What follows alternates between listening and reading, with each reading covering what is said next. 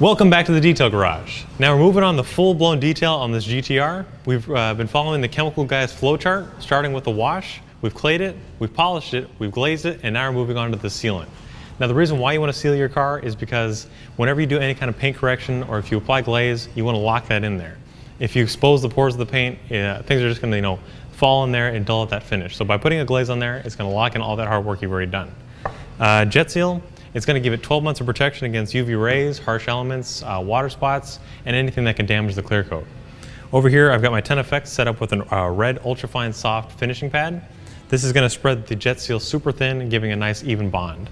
And then for the more intricate areas, I'll just use a black UFO to get the smaller pieces where the machine's not going to fit. So let's get started. First, you want to take your jet seal and shake it up. This mixes all the chemicals together.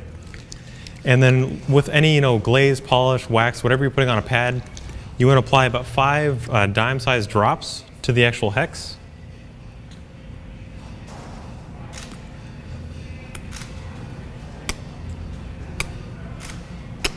And now we're going to blotch this out on the surface. And the reason why you want to blotch it out is because you don't want to put a heavy clump of it in one area and then turn the machine on, and then it'll fling it all over the car. So by blotching it out, you'll be able to give it even coverage. So now that it's blotched out, you want to put it on speed setting 1 and then just spread it out in an even layer over the whole vehicle.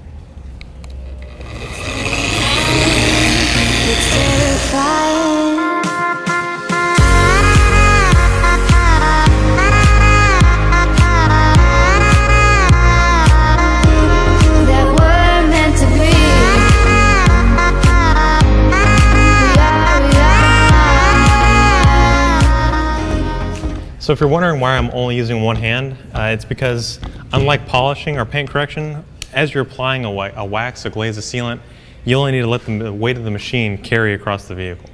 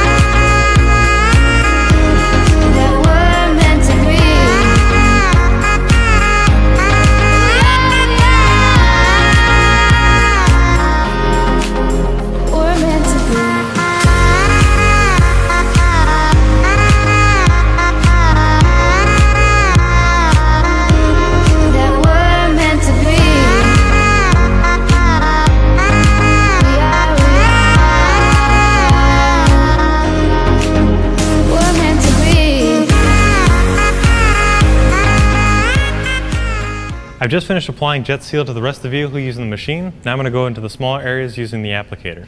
Same process, you want to apply just a little bit to your applicator. And since I'm only working on the mirrors and the small pillars, I don't need a whole lot of product. So we'll go over to the car, and you want to blotch it out, and then go back and forth in even strokes, giving it a nice uniform coat.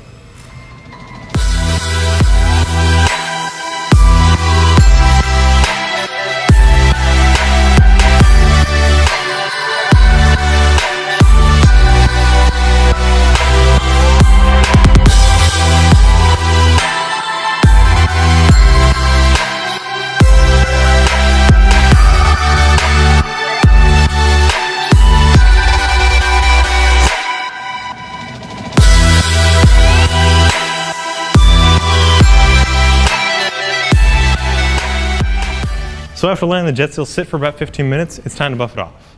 And I'm using these black happy ending edgeless towels. These are great because they're super plush, so they'll pick up all the product without leaving any streaks or anything behind. And also since they're edgeless, they won't create any new scratches or swirls.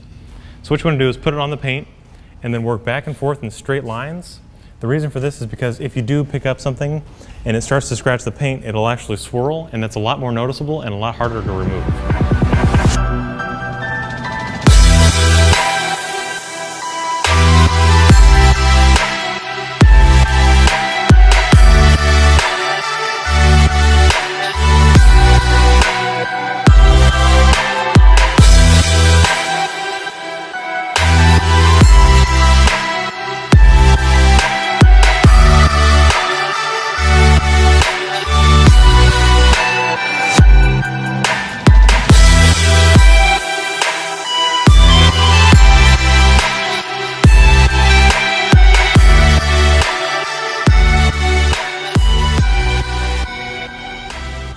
Alrighty guys, so I just finished buffing off the jet seal, which means it's ready for the next step in the detailing process.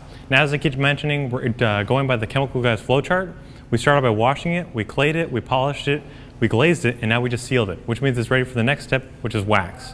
So tune in next time when we bring this baby back in the shop and we throw on some butter wet wax. We'll see you next time. Thanks for watching.